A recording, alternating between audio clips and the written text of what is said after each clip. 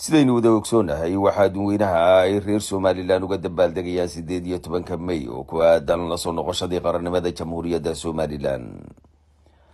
haddaba mas'uuliyiin badan ayaa dalka kan UK ku soo qulqulaya iyadoo ay dalkan UK magaalooyinkiisa kala duwan ay ka dhici doonto 18 May xafladaha loogu talagalay ee ay qabanayaan jaaliyadaha reer Somaliland. Faysal Ali Xuseen gudoomiyaha xisbiga uu cudaya ka soo degay Heathrow Airport iyadoo ay halkaasina ay ku qaabileen jaaliyada reer Somaliland ee ku dhaqan dalkan UK waxgaradkooda aqoon-yahankooda iyo qabanqaabiyaasha xafladahaasi 18 May. Faysal Ali Xuseen oo ah gudoomiyaha xisbiga uu cudaya waxaa halkaasi ku soo dhaweeyay waxgaradka aqoon-yahanka odayaasha iyo siyaasiyiin reer Somaliland oo xisbiye kala duwan ku soo jeeda. haddaba hadaladii dadkii halkaasi ku hadlay ayaa waxa kamid ahaa sida tan. marka hore ilaahay baa mahad leh inoo keenay gudoomiyahan isu weynay oo ku suganahay Heathrow Airport. waxaynu u nimidnay soo dhaweynta gudoomiye Faysal Ali Xuseen oo ku soo dhaweynayno UK. maanta waxa weeye Faysal wuxuu inoogu yimiday waa wafdi culus oo nagala soo qayb galay maalinta weyn ee Somaliland oo 18 May ayuu nagala soo qayb galay. marka waxa weeye gudoomiyuhu waan soo dhaweynaynaa. waxaan fariin gaarsiinayaa dhammaan dadka reer Somaliland ee dhageysan doona ee ku nool UK khaasatan sanadkan waxa weeye 18 May baynu aad iyo aad xaflad lama filaan baynu samayn doonaa oo gudoomiyaheennu oo ka yahay waftigeena ugu hogaamin doonaa. marka waxa weeye maanta ma kala lehin xisbiye ma kala lehin waxa wada xagaashan u dhigaynaa. waxaynu u diyaargalinaa inagoo madaysan oo reer Somaliland dabaaldega 18 May intaasaan farayaa.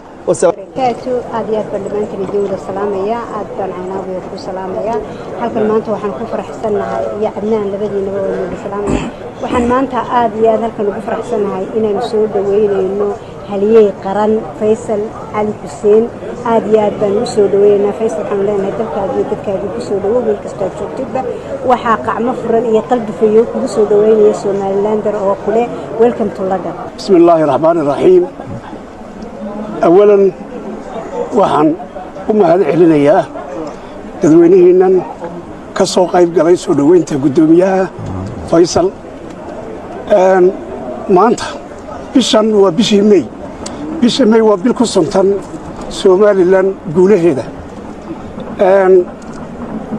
waxaan halkan u nimay iyadoo xisbi kastaaba uu marayo saddexdii xisbi gudoomiyaha Faysal Ali Waraabe oo ah runtii gudoomiyaha adag oo hawraarsan iyo hadalsan iyo himilo dheer iyo hadaf iyo ujeedo dheer. waxaan lay gudoomiye ku soo dhawow dadkaaga ku jecel 18 May xaflado badan waa saamika hadalka laydhi naloogu sheegay in lagu qaban doono London adigaana is soo abaabulay. waxaan ka insha Allah ku soo dhawow London. welcome to London baa waxaan halkan ku soo dhaweynaynaa gudoomiye Faysal Ali Xuseen oo maanta London inoogu yimid. aniga waa markii ugu horeysay soo dhaweeyo gudoomiye xisbi ama siyaasi airport aan ugu yimaado. runtii waa markii ugu horeysay intuu London joogana insha Allah waxaan rajaynaynaa inuu jaaliyada iyo bulshada reer Somaliland ee UK deganba uu si fiican ay soo wareysan doonaan ay soo dhageysan doonaan xuska sanad guuraha la soo noqoshada madax banaanidana oo inagala qayb gali doono insha Allah. waxaan rajaynayaa caafimaad iyo cimri dherer iyo guul insha Allah. gudoomiyaha waxaan leeyahay mar labaad ku soo dhawow gudoomiye London. maantiin waan wada salaamayaa. waxaan si muglay miisaanle aan u soo dhaweynay inuu maanta halkan la jooga gudoomiyaha xisbiga cadaaladda iyo daryeelka ahna musharax xisbiga cadaaladda iyo daryeelka. runtii waxaan in ka mahad celinayaa sida quruxda badan aad u soo ajiibteen isagoo waqti kooban inoo soo sheegay inuu yimaado safarkiisana maartay meelo fara badan ku eegyahay. gudoomiyaha waxaan leeyahay soo dhawow insha Allah kuliya gobonnimaan ku rajaynayaa. waxaan dadkeena faraha badan aan isugu nimid inaynu halkan oo ah Heathrow Airport Terminal 3 maanta ku soo dhaweyno gudoomiyaha ruuxiga ah ee Somaliland mudane Faysal Cali Xuseen Faysal Cali Waraabe. waxaa maanta farxad weyn noo ah inaanu halkan ku soo dhaweynayno injineer Faysal Cali Waraabe gudoomiyaha qaranka xisbiga qaranka ee Ucud. waa runtii farxad weyn bay noo tahay annaga iyo dhammaan dadka halkan ku sugan ee siyaasiyiin leh ee shacab leh ee baxdii suugaanta leh ee haween leh. waxaanu dhammaantay ku leenahay ku soo dhawow magaalada London iyo dalka UK.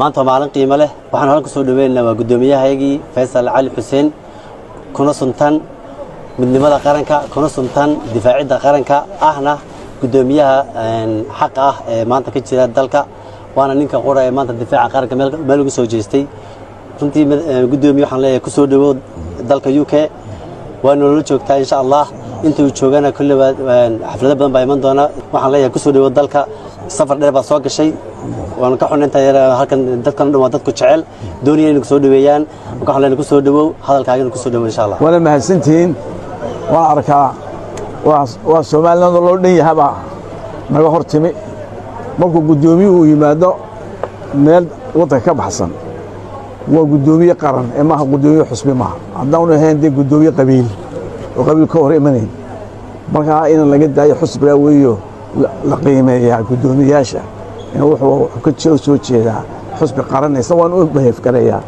sidii magaranaysaa nin qaran oo nin xusbi waxaan idinku imi waxa weeye laba arrimood mid waxa waa mid weeye 18 May weeye sanadka hore waa idin imi in xasanto moojaane sanadka hore iyo maanta dalku kala duwan yahay halku mariya xaaladiisu waa ogeedeen markii aan yaabay wanigi ku orday far ilaahi wa ilaahi xaq ilaahi ku cararay oo xaramka ku cararay bishii January ilaahay aan soo weydiistay dacaan inuu dadka quluubkeena siiyo amrana iga aqbalo ilaahay markaa quluubtii dadku u bedelay ka ninkii maanta Soomaaliland jeclaayo maanta wuxuu u baahan tahay gurmad buu u baahan tahay halka la iska dhigo qabiilka iyo qof jecelska la iska dhigo waa in maanta maskaxdeena la mideeyaa qalbigeena la mideeyaa cadowgeena saas ugu filayay maalinta midowno dhabar la cuno shaf la cuno ma lihin shafkii baan soo jeesanaa insha Allah taala warku inoo dambeeyahay